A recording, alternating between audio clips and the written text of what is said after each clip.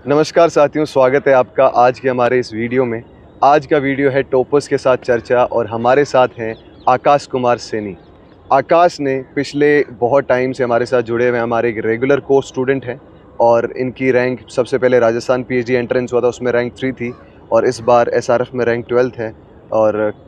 और इनके बारे में जितना बताएं उतना कम है, लेकिन मैं शुरुआत से इन्हीं से पूछना चाहता हूँ कि आप सबसे पहले इंट्रोडक्शन दो बच्चों को कि अपने बारे में बताओ।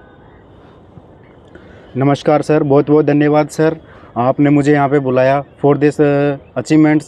सर मैं आपको धन्यवाद देना चाहूँगा क्योंकि सर कोई भी जर्नी हो, कोई भी स्टार्ट हो, उसके लिए मेंटरशिप बहुत ज़रूरी है। और सुधीर सर जो मोस्ट डायनेमिक ग्रेट पर्सनैलिटी है, हम कह सकते हैं सोल एंथुजिस्ट है, heart beat of youngest heart है, हम कह सकते हैं गब्बर से जुनूनी इंसान है, जिनके साथ अगर आप जुड़ जाएंगे तो मतलब आपको आपकी जर्नी इतनी ईजी हो जाएगी कि मतलब हर चीज़ आपको इजी वे में मतलब चीज़ समझने में आ जाएगी। कोई भी प्रॉब्लम हो उसका इजी वे में सॉल्यूशन प्रोवाइड करें, क्योंकि कोई भी हम जर्नी स्टार्ट करते हैं उसमें मेंटरशिप बहुत ज़रूरी है। इसके अलावा सर के मैं मेंटरशिप में आया सर, क्योंकि सर ने मुझे लगातार गाइड किया, सपोर्ट किया, हर चीज़ में मुझे, हर प्रॉब्लम में मुझे सर ने प्रॉब्लम का सॉर्ट आउट प्रोवाइड कराया। इसका रिजल्ट रहा कि मेरा Rajasthan PG entrance exam, PhD entrance examination हुआ था, उसमें मेरा ओवरऑल 3rd रैंक आया था और ओबीसी कैटेगरी में 2nd रैंक आया था। इसके अलावा यही अचीवमेंट्स नहीं, मेरा राजस्थान जो ऑल इंडिया एसआरएफ एग्जामिनेशन था पीएचडी का, उसमें भी मेरा ओवरऑल 33 रैंक था और ओबीसी कैटेगरी में 12 रैंक था। ये जो रिज़ल्ट है, ये जो सब चीज़ है, इसका क्रेडिट मैं सुधीर सर को तो देना चाहूँगा क्योंकि उनकी मेंटरशिप में रहा था। इन्होंने मुझे A to Z knowledge provide कराई थी, जो A to Z research journey के साथ साथ एकेडमिक जर्नी में भी काफ़ी इंपॉर्टेंस रोल दिया था।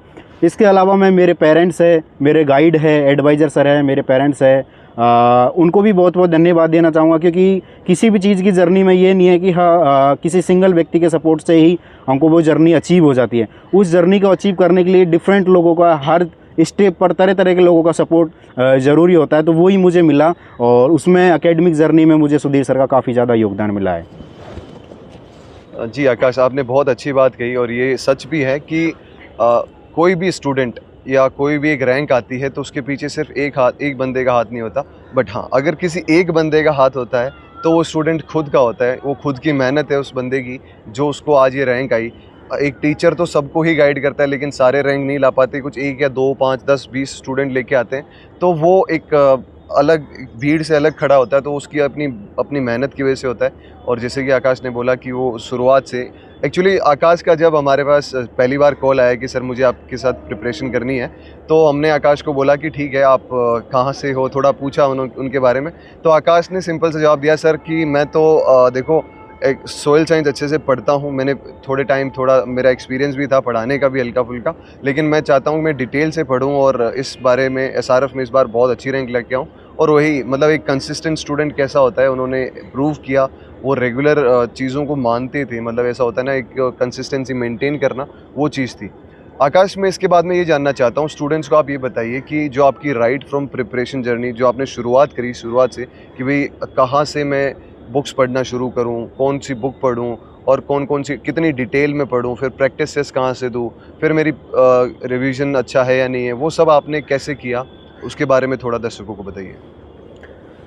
सर मैं अगर प्रिपरेशन स्ट्रेटेजी के बारे में बताऊं मैं तो preparation strategy different student wise different होती है। कई स्टूडेंट होता है कि 3 मंथ में, 4 मंथ में, 6 मंथ में भी काफ़ी अच्छा परफॉर्मेंस कर जाता है। कई स्टूडेंट होता है वो सर 5-5, 6-6 मंथ के साथ साथ 1-1, 1.5 साल तक, 2-2 साल तक, इवन वो ईयर भी ड्रॉप कर देते हैं तो भी उनका सिलेक्शन या फिर अच्छे इंस्टीट्यूट में प्रवेश नहीं ले पाते, अच्छी रैंक भी नहीं पाती। इसका रिजल्ट होता है कि सर उनका कंसंट्रेशन, डेडिकेशन करता है टुवर्ड्स अपनी स्टडी की। तो कई स्टूडेंटों को, जैसे मैंने भी देखा है सर IRI के कई स्टूडेंटों को जो 2 मंथ में ही अच्छा कर लेते हैं। और मैं एट प्रेजेंट टाइम मेरी बताऊँ तो मैंने मेरी जो प्रिपरेशन है सोइल साइंस से, वो सर के मैं IRI रेगुलर विजिट करता था, 1-2 बार मैं विजिट किया, सर के कॉन्टैक्ट में आया, ऑनलाइन में सर के वीडियोज़ देखे, तो मैंने सर की वीडियोज़ लेक्चर देख करके यूट्यूब पे डेमो वगैरह मैंने दिसंबर से डिसाइड कर लिया कि I want to preparing for the soil science SRF PhD examination. मैंने दिसंबर से मेरा मतलब ये जो प्रिपरेशन था वो स्टार्ट कर दिया था धीरे धीरे। कुछ थोड़ा बहुत मेरा बेसिक थोड़ा पहले क्लियर था, और लेकिन बेसिक टू एडवांस, क्योंकि SRF में ऐसा नहीं है कि ईजी 1 लाइन इन क्वेश्चन आ जाते हैं, SRF में ऐसा कुछ नहीं है, उसमें स्टेटमेंट आते हैं, रीजनिंग वाले क्वेश्चन आते हैं, तो उनको मतलब जब तक आपको बुक्स की एक एक लाइन क्लियर नहीं होती, मतलब आप इन डेप्थ में नहीं पढ़ते कोई भी बुक्स को, तब तक वो चीज़ें है क्लियर नहीं हो पाती। तो सर के मैं कांटेक्ट में आया, सर वो चीज़ें बताते हैं। सर काफ़ी विजनरी है, इस बात में मैं कहना चाहूँगा सर काफ़ी विजनरी है इस मामले में, काफ़ी दूर दृष्टिकोण आदमी है। क्योंकि ये हमको पढ़ाते थे तो ये बोलते थे कि आप ये पढ़ो और इस बुक्स में से यहाँ से ये क्वेश्चन आएगा। तो डेफिनेटली श्योर SRF एग्जामिनेशन या राजस्थान PhD की मैं बात करूँ तो वही क्वेश्चन वहाँ से वहाँ उठ के आया थे। तो ये भी है, काफ़ी विजनरी भी है, क्योंकि सर IRI में पढ़ते हैं, इनको टीचरों का कंटेंट पता है कि वो कहाँ से पेपर डालते हैं, किस टाइप में डालते हैं, किस डेप्थ में डालते हैं, क्योंकि वो रेगुलर इन टीचर्स के कांटेक्ट में रहते हैं। और मोस्ट ऑफ दी पेपर होते हैं SRF एग्जामिनेशन के वो IRI से या IRI के जो हब है या फिर जो IRI से जो टीचर्स है या फिर उनके कॉन्टेक्ट में जो अच्छे अच्छे टीचर्स है, टॉप मतलब H इंडेक्स वाले अच्छे टॉप साइंटिस्ट हैं, वही उन पेपर्स को सेट करते हैं।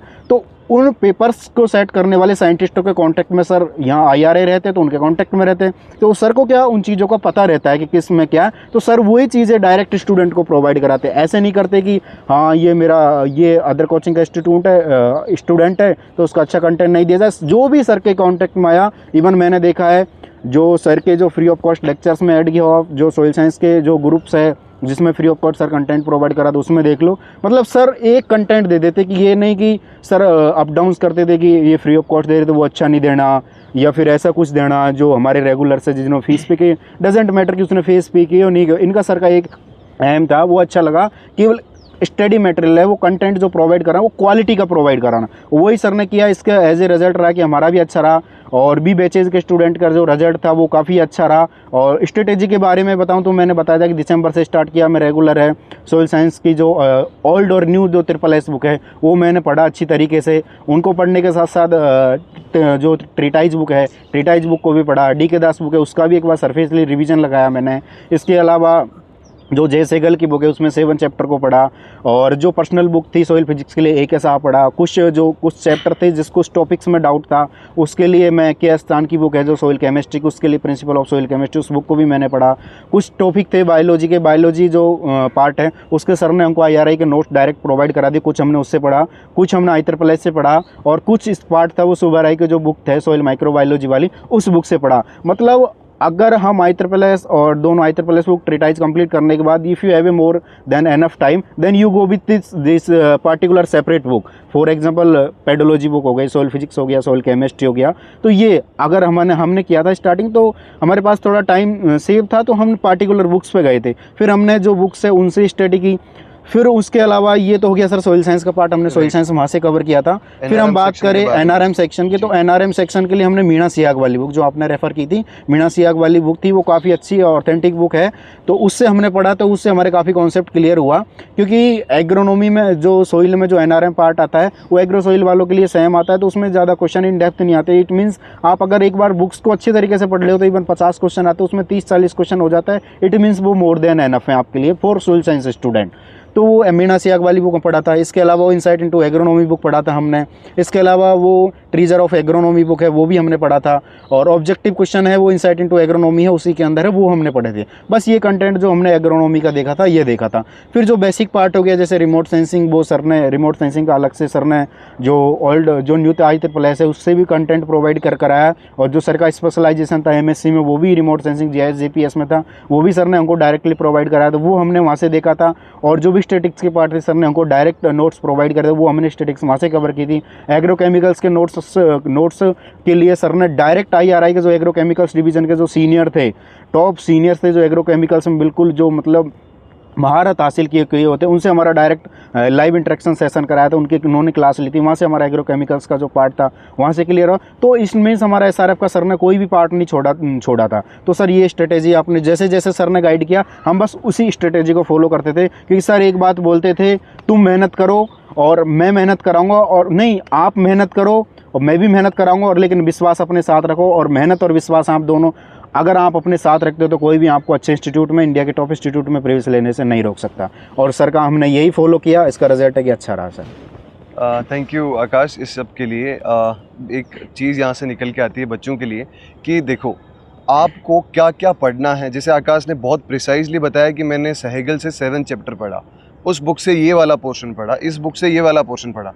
अब होता क्या है आकाश कि आप कोई भी टॉपर्स स्टूडियो देखो, टॉपर्स एक टॉक देखो, तो उसमें वो 15 किताब बता देते हैं हमने ये पढ़ा है। अगर 15 किताब पूरी कोई बंदा पढ़ लेगा तो उसको इस वीडियो की ज़रूरत ही नहीं है, वो तो अपने आप से एक सिलेक्शन ले सकता है ना। बिल्कुल सर। तो एक प्रिसाइजली आपको ये पता होना चाहिए कि कौन सा स्टडी मटेरियल आपको कहाँ से पढ़ना है, वो एक बहुत इन डेप्थ जाके पता चलता है। और जैसे कि मैं हर बार से 2022 से पेपर दे रहा हूँ इस चीज़ के, और इसी चीज़ को एनालाइज करने के लिए कि जो एग्ज़ामिनर है उसकी डिमांड क्या रहती है। और एसआरएफ और जेआरएफ ऐसे एग्जामिनेशन हैं आकाश, आप भली बात ही जानते हो कि उसमें आपको इन डिटेल सब कुछ पता होना चाहिए। हाँ सर, एक ट्यूटर को भी ये पता होना चाहिए कि पिछले बार क्वेश्चन कहाँ से पूछे थे। और मेरे लेक्चर्स में मैं हमेशा यही ट्राई करता था, जैसे आज समझो मैंने सोइल टाइप्स पढ़ा है, तो सोइल टाइप्स में पिछली बार सीईसी से कोई क्वेश्चन आया तो मैं वहाँ से बताता हूँ भाई पिछली बार ये क्वेश्चन आया, इस बार आप ये एक्सपेक्ट कर सकते हो। तो वो एक आइडिया होना बहुत ज़रूरी है। लेकिन आकाश, हम ये देखते हैं कि आपने स्ट्रेटेजी फॉलो की, आपने अच्छा सब कुछ किया, मतलब as a teacher, as a tutor means हमारा क्या रोल था, एग्रीमेंटर्स का क्या रोल था, जिसमें हमने सारा कुछ प्रोवाइड कराया आपको। और सब कुछ ऐसा होता है ना कि राइट फ्रॉम, चलो रिकॉर्डेड और लेक्चर्स तो हमने दिए ही, लाइव लेक्चर्स तो दिए ही, उसके साथ प्रैक्टिस टेस्ट में आपका क्या एक्सपीरियंस था, और रिविजन्स जो हम हर एक चैप्टर का रिवीजन जो क्लासेस लेते थे, फिर हम एक डाउट क्लासेस जो लेते थे, उन सब का कॉन्ट्रीब्यूशंस कैसा रहा और उससे आपको क्या हेल्प मिली, वो थोड़ा स्टूडेंट्स को बताइए। सर अगर मैं कंटेंट की बात करूँ तो सर का जो एक तो पढ़ाने का तरीका काफ़ी ज़बरदस्त है, शानदार है। बिल्कुल इन डेप्थ में जाते थे, कोई भी टॉपिक को बिल्कुल इन डेप्थ जाते थे, मतलब उसमें कोई भी डाउट नहीं सोते थे। फर्स्ट बात तो सर का ये ट्राई रहता था कि कोई भी डाउट नहीं सोते। फिर भी अगर स्टूडेंटों को डाउट आता था, फॉर एग्जांपल हमारा डाउट आता या अदर स्टूडेंट का आता था, हम ग्रुप में ड्रॉप कर देते थे। तो ग्रुप में या तो इधर स्टूडेंट थे वो आंसर देते थे, या फिर सर फिर हमको उसका आंसर देते थे। अगर ग्रुप में भी वो आंसर दिया सर ने, वो समझ में नहीं आता था, तो सर हमारा डाउट सेशन रखते थे इवनिंग को, या मॉर्निंग में जब भी सर के पास टाइम परमिट होता था उसके अकॉर्डिंग सर हमारा लाइव सेशन रखते थे। उसमें हमारा डाउट है वो हम हमारा क्लियर कर लेते हैं। इसके अलावा सर कंटेंट की, जैसे आपने बात बोली, कंटेंट की मैं बात करूँ तो कंटेंट एकदम सर अच्छा था, क्योंकि जैसे आपका पीपीटी को शेयर करने का तरीका, पीपीटी को एक्सप्लेन करने का तरीका, जो आपने कंटेंट देते थे पीपीटी के अलावा भी जो एक्स्ट्रा कंटेंट देते थे कि आप ये पढ़ो, जैसे लेटेस्ट जो स्टार्टिंग के 20 क्वेश्चन का भी आपने काफ़ी latest previous year question paper का एनालिसिस के हिसाब से लेटेस्ट चीज़ें क्या चल रही है वर्ल्ड में, अपने इंडिया में, उसके अकॉर्डिंग हर चीज़ें आप कंटेंट देते थे। तो वो चीज़ें है वो सर काफ़ी अच्छी लगी, क्योंकि सर पढ़ाने का तरीका वो तो सर अच्छा है ही, आपको कंटेंट प्रोवाइड कराने का तरीका है वो भी काफ़ी अच्छा था। क्योंकि जैसे सर बोल रहे थे कि काफ़ी जो मेंटर्स है वो 15-15 बुक बता देते हैं, और सर ने बताया, और मैं भी आपको यही गाइड करूँगा कि आप रिसोर्सेज है स्टडी के वो रखो लिमिटेड, राइट, लिमिटेड रिसोर्सेज लगोगे, प्लस कंटिन्यूटी रखो अपनी स्टडी में। अगर आप डेली अगर 5 से 6 आवर दे रहे हो तो डेली आप 5 से 6 आवर दो। ऐसे नहीं कि आपने एक दिन दे दिया 10 आवर, दूसरे दिन आगे 2 आवर, इट मीन्स वो कोई मैटर नहीं करा, फिर आपकी स्टडी कोई मतलब नहीं रहा। तो एक आप टाइम बाउंडेशन रखो कि मुझे डेली के इतना देना है, इतना टाइम पढ़ना है। इसके अलावा रिसोर्सेज बिल्कुल लिमिट रखो, जैसे सर ने भी बताया लिमिट, स्टूडेंट को भी सर लिमिट बताते हैं कि आप ये 5 बुक पढ़ लो, IEEE, न्यू और ओल्ड IEEE, टीटाइज बुक, और जो पार्टिकुलर रेफरेंस बुक है IRI के जो सर के नोट्स है वो, और इसके अलावा पार्टिकुलर जो कोई पार्टिकुलर टॉपिक है वो सर जैसे पार्टिकुलर बुक्स है उस पर रेफर करते हैं, वही पढ़ने के लिए सर बोलते थे। मतलब इसमें आप अपने रिसोर्सेज है स्टडी के वो लिमिट रखो, ये है सर। All right. लेकिन आकाश, जैसे लिमिट हम तो बता देते हैं और आपने वो एक लाइन पार कर चुके हो, लेकिन बहुत सारे स्टूडेंट आपके बैचमेट्स जो हमारे साथ कोई कोर्स में थे, किसी वजह से वो कंटिन्यूटी नहीं बना पाए। और ऐसे भी जो व्यूअर सुन रहे हैं जो इस बार एग्ज़ाम में पहली बार बैठेंगे और जो एक बार शायद एक लाइन के पीछे रह गए, वो वापस अपनी तैयारी शुरू करना चाहते हैं, तो उनको आप एक प्रिसाइज़ क्या मैसेज देना चाहते हो कि सर आप ऐसे कुछ क्या आप अपनी तरफ से एफर्ट्स देना चाहते हो? बिकॉज आपने वो लाइन पार करी, आपने बहुत अच्छी रैंक ली है, आप फेलोशिप के साथ एक बहुत अच्छे इंस्टीट्यूशन में एडमिशन लेने वाले हो, तो उन बच्चों के लिए आपके क्या मैसेज है? सर बच्चों के लिए तो मैसेज मेरा यही है कि जैसा भी अगर आप जुड़ते हैं सर के साथ, देखो मैं तो यही कहना चाहूँगा, जैसे सर भी सोइल साइंस के है, मैं सोइल साइंस को तो मैं सोइल रिगार्डिंग ही बात करूँगा, क्योंकि सोइल हमारी जान है, आन है, वान है, पहचान है, गौरव है और अभिमान है सोइल। तो सोइल से जुड़ो। मैं तो ये कहना चाहता हूँ सोइल से जुड़ो। अगर आप सोइल के साथ कुछ नहीं कर सकते, सोइल हमारी सोल है, तो सोइल के साथ आप जुड़ो। एटलीस्ट आप कुछ नहीं कर सकते तो सोइल के साथ जुड़ कर के लॉन्ग जर्नी तक आप सोइल के साथ जुड़ करके सोइल का एक अच्छा करें। इसके साथ सोइल के साथ जो हो रहा है, डेटोरेशन हो रहा है, क्या पॉल्यूशन हो रहा है, आप कुछ भी जो सोइल रिलेटेड प्रॉब्लम आ रही है उस चीज़ों का आप सॉर्ट आउट निकालो। एज ए आप रिसर्च स्कॉलर बन करके, एज ए साइंटिस्ट बन करके, तो सोइल के साथ जुड़ो, क्योंकि it is the universal truth and fact कि we come from the earth and go back to the earth. तो क्यों ना हम सोइल के साथ अच्छा रिलेशन बना ले सर। तो ये है बात। और स्टूडेंटों को मेरा मैसेज यही है कि सोइल, जो स्टूडेंट सोइल से प्रिपरेशन करना चाहता है वो सर के साथ जुड़े। सर का पढ़ाने का तरीका ले लो, या ओवरऑल स्टूडेंट को कन्विंस करने का तरीका ले लो, या फिर सर का ऐसे नहीं कि कोई भी आप चीज़ें सर से पूछते हैं वो इग्नोर कर देते हैं, वो भी बिल्कुल नहीं है। आपको एग्ज़ाम से पहले A to Z जर्नी है आपकी, till course joining through exam, even after examination भी, till counselling, till take the admission in the universities. आपको कोई भी प्रॉब्लम आती है तो उस प्रॉब्लम का sir A to Z sort out करते हैं। तो join with the sir. Yes sir. Alright Akash, इसके अलावा मैं बाकी व्यूअर्स जितने भी देख रहे हैं उन्होंने बहुत अच्छे से बताया। आकाश एक्चुअली एक अच्छे स्पीकर हैं, उन्होंने बहुत अच्छे से एक्सप्लेन किया कि कैसे किन चीज़ों का आपको ध्यान रखना है, कौन कौन सी चीज़ें इंपॉर्टेंट है SRF JRF को क्लियर करने के लिए, और एक टॉपर्स का माइंडसेट क्या होता है, वो क्या रिसोर्सेज ज़्यादा पड़ता है या वो रिसोर्सेज लिमिट रख के उनको ज़्यादा बार पड़ता है, ये आकाश ने बहुत अच्छे से समझाया। इसके अलावा सर ये कोचिंगों का भी, कई कोचिंगों का भी रहता है सर। आप जैसे कई कोचिंगों की मैं बात करूं तो कई कोचिंगों की मैं बात करूंगा सर, यहाँ पे थोड़ा सा मैं अपना एक्सपीरियंस शेयर करूंगा। मैं ये बोलने नहीं चाहूँगा कि किसी कोचिंग की मैं बुराई करूँगा, या फिर मैं किसी कोचिंग को, इस कोचिंग में मैंने अपनी मतलब स्टडी की है तो मैं इस कोचिंग को सुपीरियर बताऊँगा, doesn't matter like that, but I want to share with you the real experience. ऐसा एक्सपीरियंस बताओ हाँ, जो शायद व्यूअर्स को सही और गलत चुनने में मदद करे। हाँ, तो ये है, जैसे कई कोचिंगों के आप देखेंगे तो जो वो एडवर्टाइजमेंट करते हैं, इवन वो उसमें एडवर्टाइजमेंट अपने लास्ट ईयर के स्टूडेंटों को भी एडवर्टाइजमेंट में दिखा देते हैं सर। लास्ट ईयर के साथ साथ वो रैंक को दिखाते हैं, कौन सी UR कैटेगरी के नहीं दिखाते, वो दिखाते category rank. For example category rank किसी की है, ओवरऑल तो आ रही है उसकी कैटेगरी रैंक, ओवरऑल रैंक है उसकी 100 है, 50 है, 60 रैंक आ रही है, लेकिन उसकी कैटेगरी रैंक फॉर एग्जाम्पल 10, 12 है, 20 आ रही है। तो वो क्या होते हैं, वो कैटेगरी रैंक दिखाते हैं। और कैटेगरी रैंक से आई थॉट कि ना उससे स्कॉलर लग पाती है, ना ही इवन मैं बात करूँ उसको अच्छा इंस्टीट्यूट भी नहीं मिल पाता है।